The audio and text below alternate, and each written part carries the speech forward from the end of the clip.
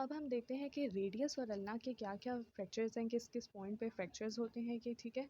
तो ये मेरे पास रेडियस है, ठीक है।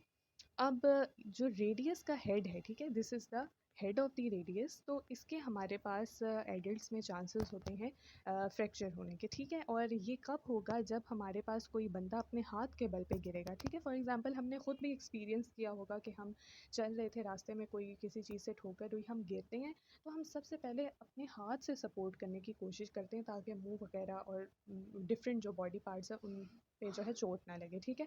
तो जब हम हाथ के बल पे अपने आउट स्ट्रेच्ड हैंड पे गिरेंगे तो क्या होगा कि वो फोर्स ट्रांसमिट होगी up to the head of the radius, और हमारे पास जो हेड है रेडियस का वो फ्रैक्चर होगा, ठीक है। इसके फ्रैक्चर होने की वजह से हमारे पास जो रेडियल नर्व है वो भी डैमेज हो सकती है, ठीक है। अगर इसके फ्रेगमेंट्स उसको जो है वो रप्चर करते हैं तो वो भी डैमेज हो जाती है। अच्छा जी। अब दूसरी बात है कि हमारे पास जो चिल्ड्रंस हैं उसमें हमारे पास रेडियस की जो नेक है उसका फ्रैक्चर कॉमन होता है, ठीक है। और ये भी तब होगा जब हमारे पास वो आउट स्ट्रेच्ड हैंड पे गिरेंगे, ठीक है। तो चिल्ड्रन में क्या होता है कि हमारे पास जो नेक ऑफ रेडियस है उसका फ्रैक्चर कॉमन होता है। ओके। अच्छा, नेक्स्ट हम ये देखते हैं, ठहरो मैं ओके। ये अब हमारे पास अल्ना और रेडियस हैं, ठीक है। हमें पता है कि अल्ना और रेडियस की शाफ्ट आपस में जो है वो मिली होती हैं by means of interosseous membrane, ठीक है। ये ऑब्लीक मेम्ब्रेन होती है जो यहाँ से स्टार्ट होके up to the distal end जो है अल्ना और रेडियस की शाफ्ट्स को मिला रही होती हैं आपस में। तो अगर किसी एक बोन की शाफ्ट पे फ्रैक्चर आया है तो हो सकता है कि इस इंट्रोशियस मेम्ब्रेन को रप्चर करते हुए वो दूसरी बोन के भी शाफ्ट पे फ्रैक्चर कर दे, ठीक है। और हो सकता है कि ना भी करे, ठीक है। ये डिपेंड करता है on the conditions, on the force exerted, ठीक है। तो दोनों चीज़ों की पॉसिबिलिटी होती है। अब हमारे पास अगर फॉर एग्ज़ाम्पल रेडियस की शाफ्ट पे जो है वो फ्रैक्चर आ गया है तो उसकी वजह से क्या होता है कि डिफरेंट मसल्स जिस जिस एरिया पे अटैच्ड हैं वो इफ़ेक्ट होंगे, ठीक है।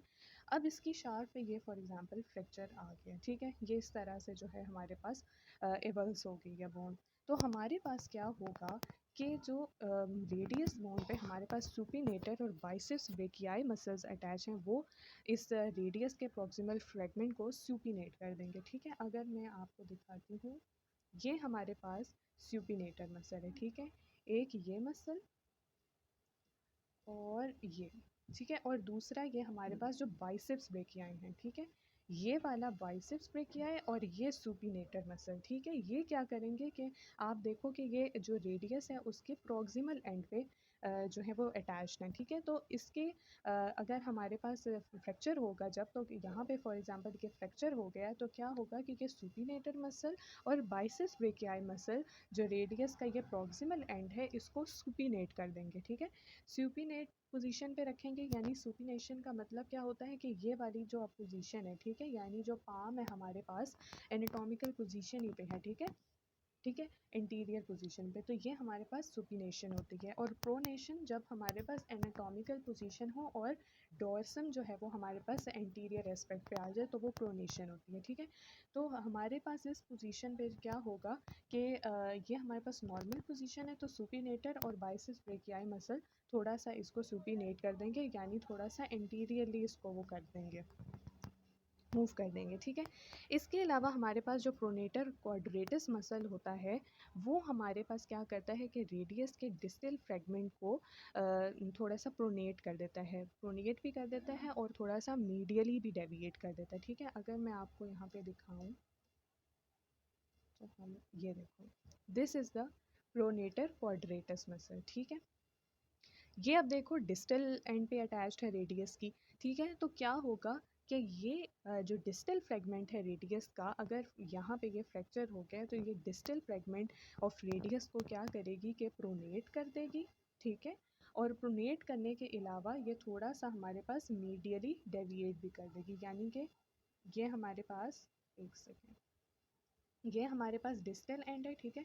तो ये थोड़ा सा इस तरफ हो जाएगा, ये मीडियली डेविएट हो गया और बाकी बोन यूं ही रहेगी, ठीक है। और इसको जो है प्रोनेट भी कर देगी। प्रोनेट मीन्स के जो हमारे पास इसकी पोस्टीरियर एस्पेक्ट है वो आगे की तरफ आ जाएगा। तो इस तरह से ये हमारे पास फ्रैक्चर हो सकता है। इसी तरह जब अल्ना पे फ्रैक्चर होगा, ठीक है, उसकी शाफ्ट पे, तो वो भी हमारे पास जो है इसी तरह से शो करेगी मूवमेंट्स वगैरह, और वो भी जो है पोस्टीरियर एस्पेक्ट उसका आगे आ जाएगा, और इस तरह इंटीरियरली और पोस्टीरियरली जो डेविएशंस हैं वो कॉमन होंगी, ठीक है। और इन सारे फ्रैक्चर्स को और ये मूवमेंट्स को दोबारा से रीस्टोर करने के लिए हमें बेसिकली क्या करना होगा कि रेडियस है हमारे पास और अल्ना है, और जो उसके दरमियान में इंट्रोशियस मेम्ब्रेन है उसको हमें अलाइन करना होगा दोबारा से, ताकि वो नॉर्मल पोजीशन पे आ सके। अच्छा, देन हमारे पास क्या होता है कि अगर फोर आर्म की किसी बोन में फ्रैक्चर हुआ है, ठीक है, तो वो हो सकता है कि दूसरी बोन को भी थोड़ा सा डिसलोकेट कर दे। फॉर एग्ज़ाम्पल, अगर हमारे पास क्या हुआ है कि जो अल्ना है उसकी शाफ्ट में फ्रैक्चर हुआ है, यहाँ पे ये अल्ना है और उसकी शाफ्ट पे ये फ्रैक्चर हो गया, तो क्या होगा कि हमारे पास हो सकता है कि जो रेडियस का हेड है, ठीक है, उसका उसकी क्या हो जाए, इंटीरियर डिसलोकेशन हो जाए, ठीक है। क्योंकि हमें पता है कि यहाँ पे रेडियस बोन के हेड के अराउंड एक एन्यूलर लिगामेंट होता है, और ये एन्यूलर लिगामेंट हमारे पास अल्ना से भी अटैच्ड होता है, ठीक है। This is the annular ligament, ठीक है, जो कि प्रॉक्सिमल रेडियो अल्नर जॉइंट का एक बहुत इंपॉर्टेंट लिगामेंट है, ठीक है। तो ये क्या होगा कि अगर इसकी शाफ्ट पे, अल्ना की शाफ्ट पे फ्रैक्चर हुआ है, तो एन्यूलर लिगामेंट डैमेज होने की वजह से जो रेडियस का हेड है हो सकता है कि उसकी इंटीरियर डिसलोकेशन हो जाए, यानी कि वो थोड़ा सा आगे की तरफ बेंड हो जाए, ठीक है। यानी ये हमारे पास रेडियस थी, ठीक है, और ये थोड़ा सा आगे की तरफ मूव करके कुछ इस फॉर्म में आ जाए इसका हेड, ठीक है, इस पोजीशन पे आ जाएगी। तो इस फ्रैक्चर को हम क्या कहते हैं, मोंटेगियास फ्रैक्चर, ठीक है। जब अल्ना की शाफ्ट में फ्रैक्चर हुआ तो उसने एन्यूलर लिगामेंट को रप्चर किया, जिसकी वजह से रेडियस का हेड जो है एंटीरियर डिसलोकेशन उसकी हो गई और वो एंटीरियरली मूव कर गया। ओके, नेक्स्ट हमारे पास इसी तरह क्या होगा कि एक और फ्रैक्चर होता है, that is known as Galeazzi fracture, ठीक है। उसमें क्या होता है हमारे पास कि जो रेडियस का प्रॉक्सिमल थर्ड है, ठीक है, उसमें फ्रैक्चर होता है, ठीक है। यहाँ पे हमारे पास इसकी जो शाफ्ट का जो प्रॉक्सिमल थर्ड है इसमें फ्रैक्चर हुआ, तो ये क्या करेगी, जो अल्ना का जो डिस्टल एंड है, ठीक है, वो डिसलोकेट हो जाएगा at the distal radio ulnar joint, ठीक है। यहाँ पे हमारे पास फ्रैक्चर हुआ है, ठीक है, और हमें पता है कि इन दोनों के दरमियान कौन सी मेम्ब्रेन है, इंट्रोशियस मेम्ब्रेन, ठीक है। तो ये इसे जो है इसके थ्रू फोर्स ट्रांसमिट हुई, ठीक है, उसको भी इसने डैमेज किया, और ये जो अल्ना का हमारे पास डिस्टल एंड है ये हमारे पास डिसलोकेट हो सकता है, ठीक है। और हमारे पास ये जो जॉइंट है ये भी इफ़ेक्ट होगा, ठीक है। अगर ये इंटीरियरली मूव कर गई है, ठीक है, जॉइंट से अपने तो हट जाएगी, ठीक है, इस तरह ये जॉइंट भी सही तरह फिर फंक्शन नहीं कर पाएगा, मूवमेंट जो है सही तरह से परफॉर्म नहीं कर पाएगा।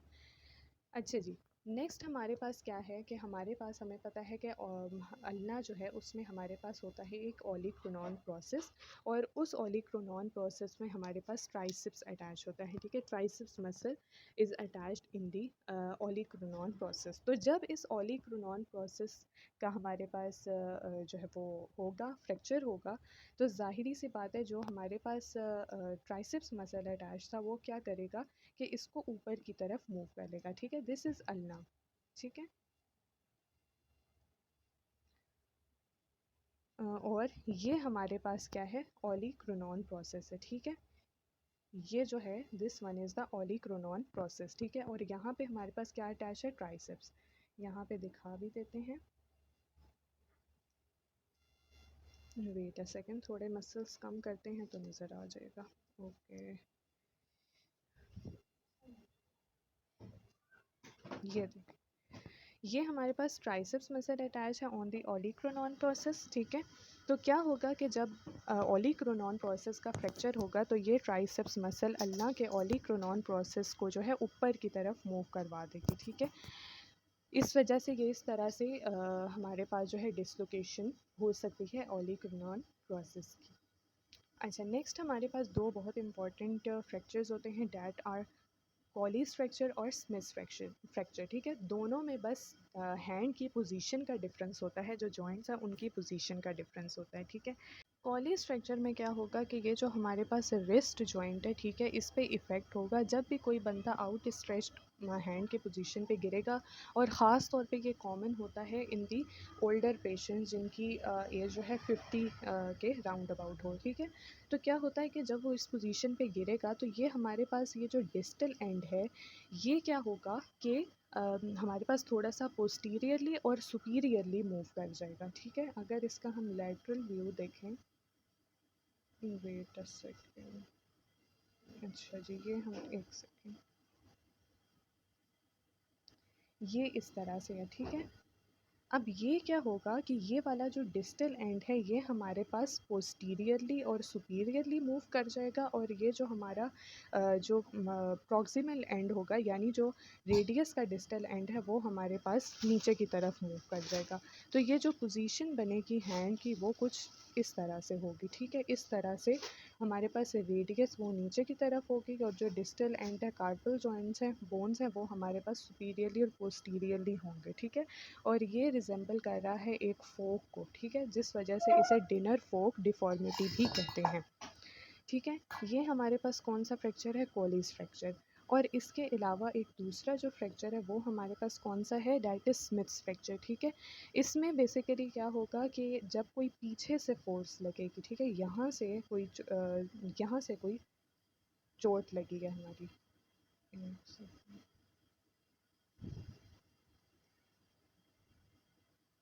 हम्म। अब बैक साइड से कोई चोट लगी है जिसकी वजह से क्या होगा, यहाँ से फोर्स ट्रांसमिट होने की वजह से अब जो डिस्टल एंड है हमारे पास रिस्ट जॉइंट का, वो हमारे पास नीचे की तरफ मूव करेगा, और जो हमारे पास प्रॉक्सिमल जॉइंट है, प्रॉक्सिमल पार्ट है हमारे पास रिस्ट जॉइंट का, वो पोस्टीरियरली और सुपीरियरली मूव कर जाएगा, यानी अब उल्टा हो जाएगा, इस तरह की शेप हो जाएगी, ठीक है। तो स्मिथ्स में क्या होगा कि हमारे पास बैक साइड पे हैंड के फोर्स लगेगी, और जो डिस्टल एंड है वो नीचे की तरफ, और जो प्रॉक्सिमल एंड है वो सुपीरियरली और पोस्टीरियरली मूव करेगा। और कॉलीज फ्रैक्चर में क्या होगा कि हमारे पास जब आउट स्ट्रेच हैंड पे कोई बंदा गिरेगा तो क्या होगा कि हमारे पास जो डिस्टल एंड है रिस्ट जॉइंट का, वो सुपीरियरली और पोस्टीरियरली मूव करेगा, और जो हमारे पास प्रॉक्सिमल एंड है वो नीचे की तरफ मूव करेगा, और वो एक फोक को रिजेंबल कर रहा है, इस वजह से उसे डिनर फोक डिफॉर्मिटी भी कहते हैं।